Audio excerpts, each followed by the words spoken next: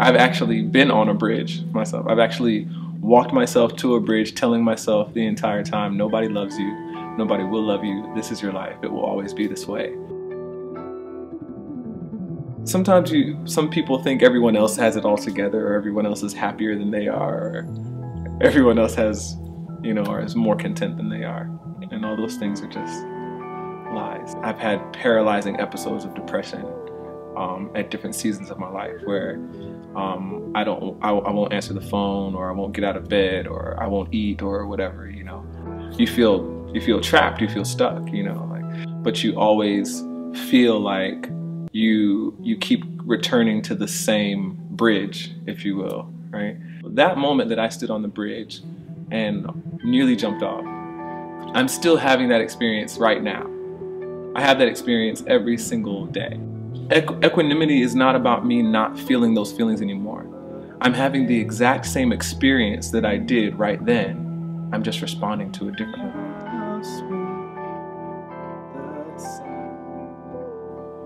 This film is important because there's not a lot of discussion, I feel, about mental illness. People have this definition, they only think in extremes, but mental illness really is anything that keeps you from engaging reality as it is. Overeating is a mental illness. Depression is a mental illness. Sometimes we feel like we're suffering in some way that's unique to us, and no one else understands that, no one else could possibly understand that. And you're not suffering that uniquely. Your suffering is part of the suffering of the rest of the world. Life is just difficult, but it's also beautiful. And so you can choose whether you're going to focus on how difficult it is, or you can focus on how beautiful it is. Because if you Google Napoleon crossing the Alps, you'll find 5 versions that were painted during the Romantic period. And in this picture, Napoleon is on this huge white horse that's rearing back, and there's all of this color and motion. I mean, you can look at the painting, and only a master painter can do that, where it looks like there's a whirlwind, like just surrounding Napoleon and his horse.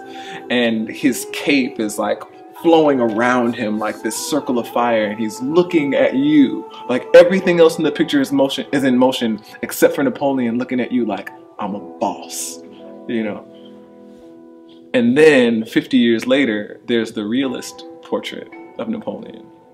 There's no white horse rearing back into the wind. There is no wind. There is no circle of fire. It's just Napoleon, 2 guys, wet, cold, trudging up the side of an icy mountain. Life is all about the way that you look at it.